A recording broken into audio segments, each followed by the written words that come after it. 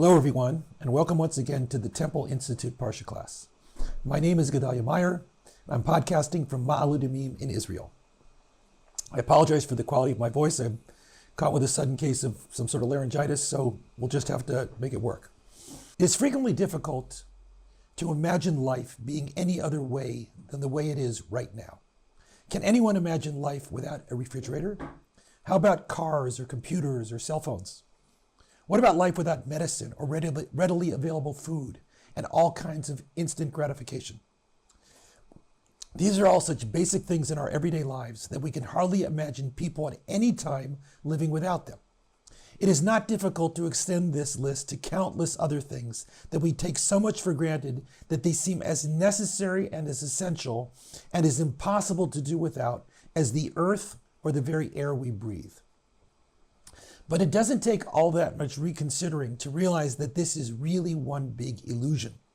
Many of us today easily remember life without computers and cell phones. There are a smaller number that remember life without cars or even refrigerators. There are plenty who know all too well what it means to live without medicine or readily available food, and certainly without instant gratification.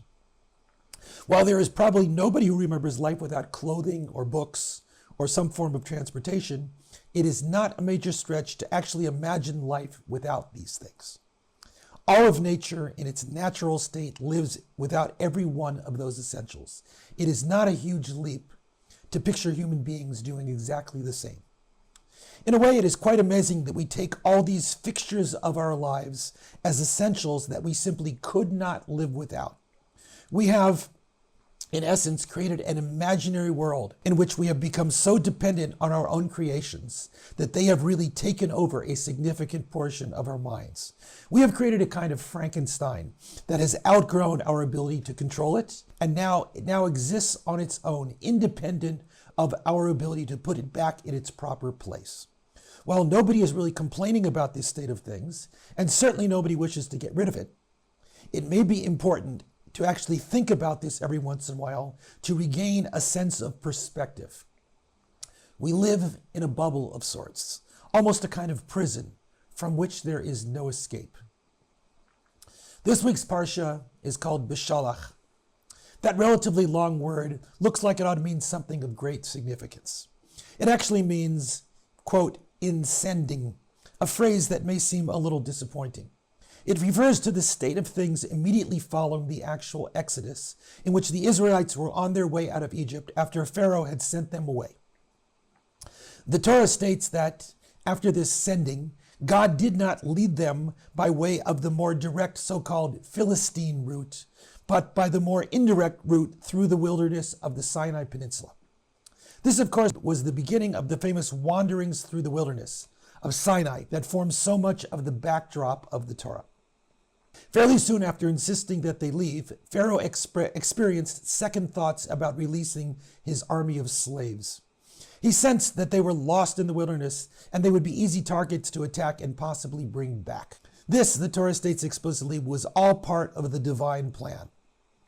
It was a continuation of the strategy of hardening Pharaoh's heart so that the Egyptians would refuse to give in and God's power would be displayed again and again. The scene then steadily builds up with the Egyptians on their chariots and the Israelites on foot, both heading towards the inevitable confrontation at the sea.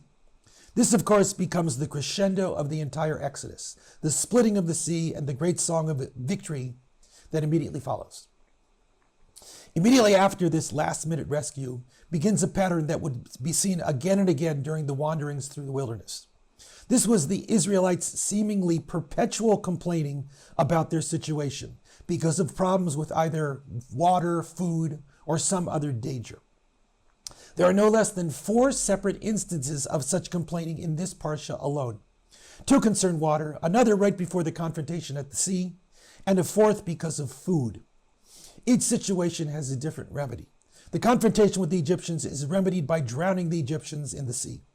The water situations are remedied by either casting a piece of wood into the water to make it less bitter, or by finding water through striking a rock.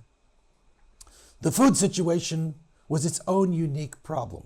After reaching a place called Elim, which had plenty of water and dates, they moved to the wilderness of Sin, an ominous sounding place, and complained that, quote, if we had only died in Egypt by the hand of God, while we were sitting by pots of meat and enough bread to eat, rather than you taking us out here in the wilderness for our entire assembly to die of famine. It is unclear what prompted this complaint. Did they just run out of food? Tradition has it that this was indeed the case, that the food they had taken with them from Egypt lasted for 1 month. This incident took place exactly 1 month after the Exodus. The divine response to this complaint was not to chastise them for their lack of gratitude, but to promise them a kind of miracle that is worthy of the Bible. This promise was the manna, the bread that fell from heaven, which sustained them for the entire time they were in the wilderness. The phrase manna from heaven, of course, originates from this very story, which occupies a good deal of this parsha. It was not exactly manna from heaven, however, even though that is indeed the initial description given for it. It was actually gathered every day from the ground.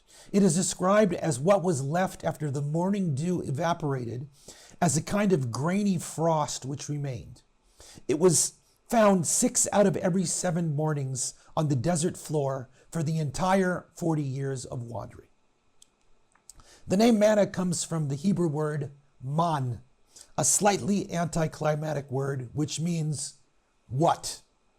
This was because the Israelites didn't know what this stuff was, so they asked Moshe what it was when they first saw it and gathered it. While it is a little difficult to believe that such a famous word only meant what when it was first used, such is indeed the case. Sometimes the most miraculous and amazing things are really the simplest and most basic things in our lives. The manna came with its own unique instructions. First, they could only gather enough for what each family needed for that day. One of the miracles of the manna was this very rule. No matter how much they gathered, they would find that they had exactly enough for what they needed for that day. Another rule was that they could not leave over any of the manna for the next day. If they tried, it would always spoil. A third rule was found when the 6th day came around. They discovered that they each gathered double portions for themselves, unlike all the other days. When they asked Moshe about this, he told them that this was all part of the plan. They were to prepare this double portion and leave half over for the 7th day, which would have no manna to gather. The fact that the leftover manna did not spoil the next day distinguished the 7th day as Shabbat, the day of rest. In applying every one of these rules, there were people who attempted to circumvent them. Each time they failed, and each time Moshe had to instruct them that there was no way around them. These rules were built into the manna, and there was no possibility of outsmarting the system. God explained these rules to Moshe at the outset, before the manna had first appeared. Quote, "The people shall go out and gather enough for each day, in order to test them to see if they will follow my rules or not." While that sounds simple enough, it makes one wonder what the purpose of this whole procedure was. Was it some kind of a divine setup to show them that they would fail and not follow the rules? Rabbinic tradition has it that all this was indeed a kind of setup, but it wasn't to impress upon them their inevitable failure. It was to drive a very important point home to them. The point is summed up in the rabbinic statement, quote, "One who has what to eat today and says, 'What shall I eat tomorrow?' is of little faith." This is really the core lesson of the manna. It was to recognize that there are certain things in life that are more important than worrying about what is going to be tomorrow. This is the fundamental religious concept known as faith. While this term has been used and abused countless times through the centuries by every religion, on its most basic level, it means something very simple. It is the attitude that whatever the situation is at the moment, that is the way things are, and there is no need to worry about the future. The Hebrew word for faith is Emunah, which is the root from which the word amen derives.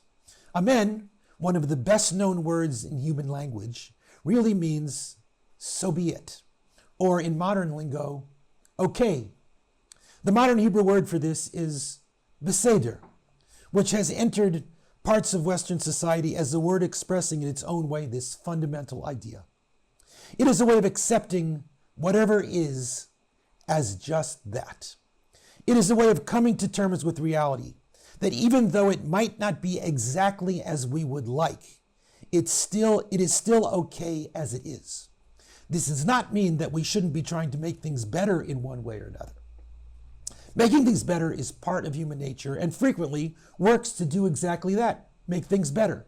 Emunah is simply voicing the parallel and sometimes contrary feeling that things are okay as they are and that we should leave tomorrow for the future. There's no question that some people are greatly offended by this idea. They insist on stressing the problems with the way things are and the great need to improve them. This faith approach does not contradict that desire. It simply responds to it quietly and gently, that even with that desire, we should still feel a sense of gratitude in what we have and a sense of trust that somehow things will work out in the future. This is not the easiest of feelings to cultivate. We are so used to worrying and complaining and are so dependent on having things we have and not be able to imagine life without them that we lose perspective on the truly important essentials in life. We are alive. We have lived and experienced and enjoyed and suffered. No matter how much we may want to change things, either in the past, the present, or the future, that does not take away anything from the fact that this is the way things are, and we should be grateful for having been a part of that great experience of life. If this feeling leads a person to God, then it is a religious experience. If not, it is an experience of life nevertheless, and that alone is worthwhile. Shabbat Shalom.